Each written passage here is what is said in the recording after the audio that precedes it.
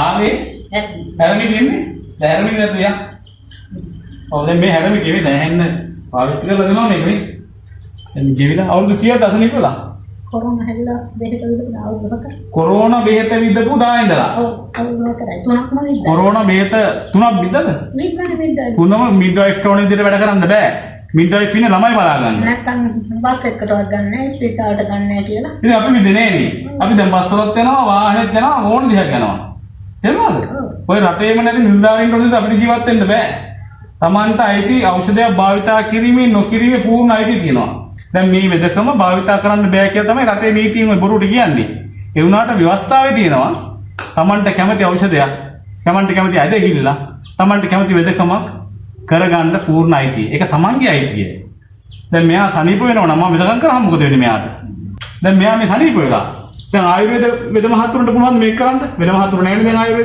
ආයුර්වේද ડોක්ටර්ස්ලා ඒගොල්ලන්ට පුළුවන් මේක කරන්න දැන් මේ හැරමි කියන්නේ ආවේ අවුරුදු කීයද හැරමි කියේ අවුරුදු 4ක් මේ හැරමි කියන්නේ හැරමි කියන රෝද පුටුවේ තිබ්බා දැන් රෝද පුටුවේ හිටියා දැන් රෝද පුටුවෙත් නැහැ දැන් කේදින්ද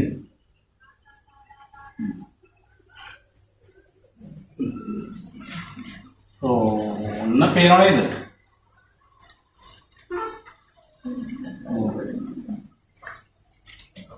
එතකොට කියන්නේ මේ තාම කොරග ගහ යන්නේ කියලා 100% එකපාරම කරන්න බෑ. නමුත් අපි අවුරුදු 4ක් දෙදන්නේ හිටපු මිනිස්සෙක් මේ සනීප කරලා තියෙනවා.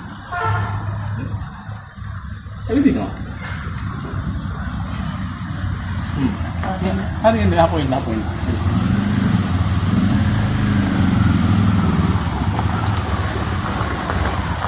හරි. ඉන්නවර මහත්තයා හරින් අල්ලලා දෙපි මේක කීපේ සමාජයට. ගම කොහෙද කියන්නකෝ? ගල්නෑ කලංකුට්ටිය පහළට ගම ඉන්නේ ගම. ගල්නෑව කලංකුට්ටිය 15 ඔබඩයා ගම. ඕන් කිව්ව නම මොකද්ද? WM ටිකිරි මැනිකා. දැන් මෙයාට මේ කොරෝනා ඉන්ජෙක්ෂන් ගහලා ඔයාම විස්තර කියන්නකෝ ඉතින්. කොරෝනා ඉන්ජෙක්ෂන් ගහුවට පස්සේ මේ මට අවස නිදාගත්ත උදේ නැගිට ගන්න බැරි වුණා බෙල්ලොස්සලා. ඔයා දන්නවද දැන් කොරෝනා ඉන්ජෙක්ෂන් ගැහුවට පස්සේ කී දහක් ලංකාවේ මැරුණාද කියලා ඒ හේතුවේ? අදටත් heart attack අංශභාග එහෙම නැත්නම් තුරටිය පල්ලේ අප්‍රාණික වීම මේ සියලුම දේවල් සිද්ධ වෙන්න ප්‍රධාන වශයෙන් බලපාන්නේ මේ කොරෝනා ඉන්ජෙක්ෂන් එක. හිතියද? කොරෝනා ඉන්ජෙක්ෂන් එක බලපාන්නේ ඒ බලපාන්න හේතුව මේ එන්නත ගහන්නේ ඇඟේ ලේ කැටි ගෙහින්න. තව ඉස්සරහට එන්නත් වෙනවා. එන්නත් 300ක් තියෙනවා ඇමරිකාවේ හදපුවා. ඕවා තමයි ඔය අපිට ගහන්නේ. ඔය යුද්ධේ ඔය ඖෂධ බෙහෙත් කියලා එන්නේ ඔක්කොම වසවිස තමයි. ඒවා අපිට එනකොට අපිට වෙන්නේ ලෙඩ වෙනවා අපිව. අපි ලෙඩ වුණාම අපි ආයෙ බේත් ගන්න ඕන ඇමරිකාවෙන්. ඒක රටාව. එතකොට අපිට අපේ හෙළවෙදකමෙන් ප්‍රතිකාර ගන්න නෙමෙයි ඒගොල්ලෝ හදන්නේ බටහිර වෙදකමයි දාන්නේ. දැන් අද මේ හෙළවෙදකම මේක ආයුර්වේද නෙමෙයි හොඳට බද තියන. ඒතර මේක අවුරුදු 13ක් තිස්සේ කරන වෙදකමක් නෑ කියලා සමහරු බයිනවා මේ වීඩියෝ දාලා. දැන් අඩුයිද? අඩු. උන්න හැටියට මලාමදේ කියන ගානටවත් සනීපද? දැන් ගොඩක් හොඳයි. ගොඩක් හොඳයි. ඔයා තමයි යාගේ රෙඩි දන්නේ මම නෙමෙයි මම ඇතුලේ වාඩිලා ඉන්නේ කෙනානේ.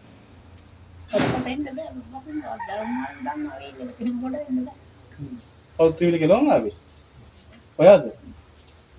එයාට තේරෙන්නේ නැතිලු නේ. හැබැයි ඉතින් මෙහෙමයි. මේ අම්මාව දැන් ඉවන්නේ යාගේ දුව රටේ ඉඳලා. මේ දෙමව්පියන්ට දුක් විඳලා රට ගිහිලා සලකනවා. සමහර දරුවෝ ඉන්නවා දෙමව්පියෙක් මෙතන එක්කන් එන්නවත් හිත දෙන්නේ නැහැ මේ අවුරුද්දෙන් අමාරේ. තමන්ගේ මහත්යත් නැති උනාට පස්සේ මේ දරුවෝ හදාගත්තු අම්මා කෙනෙක්. ඉතින් මේ වගේ අසරණ වුණාම දෙමව්පියන්ට දරුවෝ සලකන්න ඕන. ඒක තමයි කියන්නේ නේද? අන් තනියෙන් ආවේ නේද? කමන්නේ දුව බලනවා නේද? දුව සලකනවා. එච්චර. අනන් දෙපා. අනන් දෙපා අපි සලකනවා නම් කොහොමද නේද? සලකන්නේ දුකයි. මොනවාද? එයාලා ඉතින් කරන්නේ බලන්නේ නෑ බෙහෙත් ටිකක්වත් ගේන්නේ නෑ මට දුකයි. අවුල් එක තිබෙන තම දෙන්නේ නෑ. ඒකට සනීපයිනේද? ඔය පුතාලට කියන්න ඕන මම කතා කරුවොත් කියන්න.